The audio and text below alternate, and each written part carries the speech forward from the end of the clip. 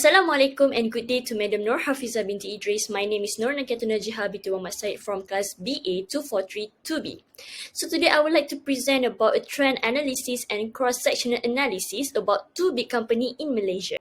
So today's agenda would be the introduction, trend analysis, cross-sectional analysis, conclusion and recommendation.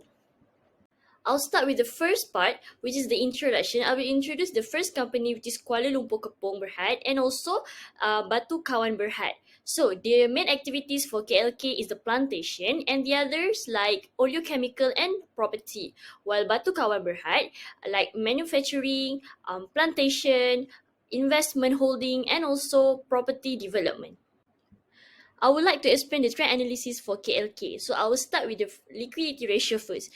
Based on the current ratio, it states that 2018 and 19 is slightly less liquid than the year 2020. 2020 is higher because of that year the firm capable to pay off its current obligation.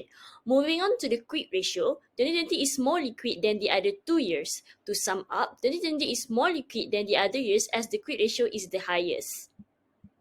The next one is activity ratio. The inventory turnover is 2018 is moving its inventory as compared to 2019 and 2020. It is because in 2018, the firm managed the inventory into output and generate as much sales as they can. For total asset turnover, 2018 is higher than the other 2 years.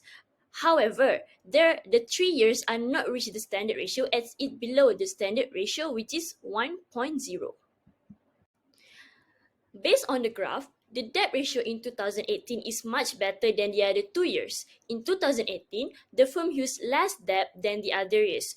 Moving on to the long-term debt ratio, it shows that 2018 is better than 2019 and 2020, even though the ratio exceeds the standard, but is still considerable. However, the firm needs to make an improvement on this matter.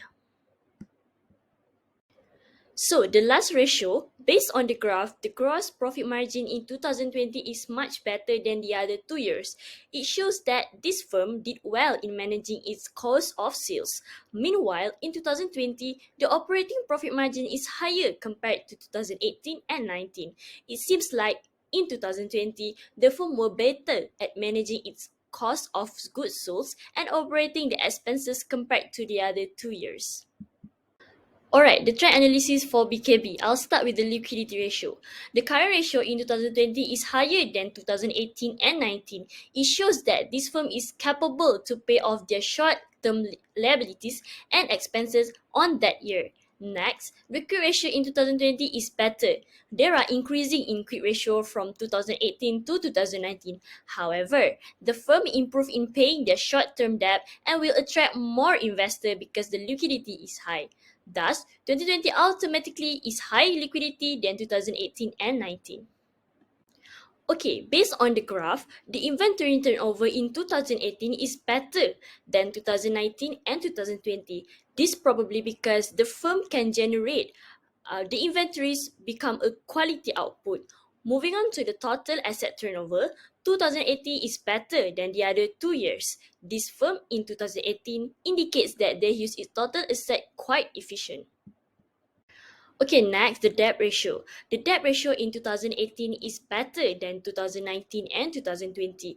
A low percentage of debt means of low level of risk of bankruptcy and debt. Next, the long-term debt. 2018 is much better than 2019 and 2020. The higher the ratio, the greater the debt level would be. Last but not least, based on the graph below, the gross profit margin in 2020 is higher because of the highest percentage as compared to the other 2 years. As can see here, high percentage in gross profit margin reflects the efficiency of the main operation, how they cover their operating expenses, fixed costs, dividend and depreciation. The operating profit margin in 2020 is much better as compared to the other 2 years. To sum up, the company quite well by covering sales into profit in 2020 and have improvement from 2019 to 2020. Okay, the part 3, which is the cross-sectional. The diagram above show a different performance of two companies in 2020, which is KLK and BKB. From the table above, BKB has a good liquidity ratio as compared to KLK. However, both companies have a good ratio and are capable to pay off the short-term obligation and manage their asset well. Next, inventory turnover in BKB is higher compared to KLK. This shows that BKB a bit faster in managing the inventory as compared to KLK. For total asset turnover, KLK is higher than BKB. However, both companies do not meet the minimum ratio because the ratio is still under 1.0. Nevertheless, BKB is much better in activity ratio as compared to KLK. The debt ratio in BKB is better than KLK. This is because BKB has ability to manage their debt efficiently. For gross profit margin, BKB is higher than KLK. Probably BKB did well in managing its cost of sales. Also, BKB probably improving by increasing sales price or decrease the cost of sales. The operating profit margin in BKB is better than KLK as well. The next part, which is the conclusion. I will conclude the trend analysis for KLK first. So, KLK in 2018 is better for activity ratio, but liquidity and profitability ratio are better in 2020. Next, for BKB, I will conclude that the trend analysis for BKB in 2020 is higher for liquidity and profitability as compared to the other 2 years. However, the activity ratio in 2018 is higher as compared to the other years. For cross-sectional analysis, I think BKB is better compared to KLK in 2020, even though the gap between the ratio is little, but it does give impact to the company. The last part is the recommendation. As per mentioned in part 3, KLK should concern more on their activity ratio and the debt ratio. KLK needs to put much effort in generate other products and services in the company to gain more revenue in future. KLK also must improve their debt ratio regarding ability to pay for long-term obligation that will lead to decreasing the profit.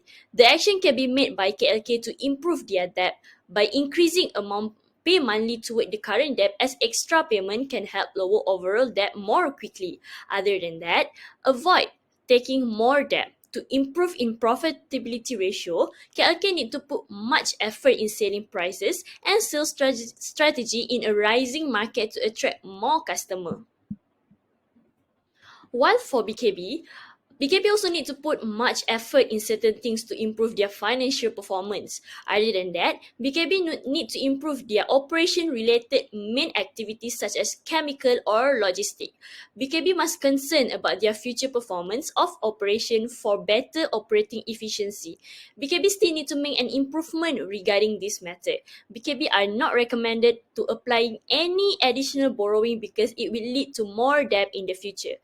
Next, cut off any unnecessary asset, liabilities, or expenses. The profitability in BKB is still good but need to be improved as it will generate more revenue and profit in future. I will recommend both companies to make a quick change for better financial performance because the investor and creditor will look at their performance. This is because creditor will look at their liquidity while investor will check out the firm's generate profit, revenue, and debt level. Thus, to be efficient in the future, they must start maintaining the operation of their products and keep on improving things. I think that's all from me. I already explained about the introduction, the trend analysis, the cross-sectional conclusion and recommendation between the two companies, which is KLK and BKB. I think that's all from me. Thank you for listening, madam.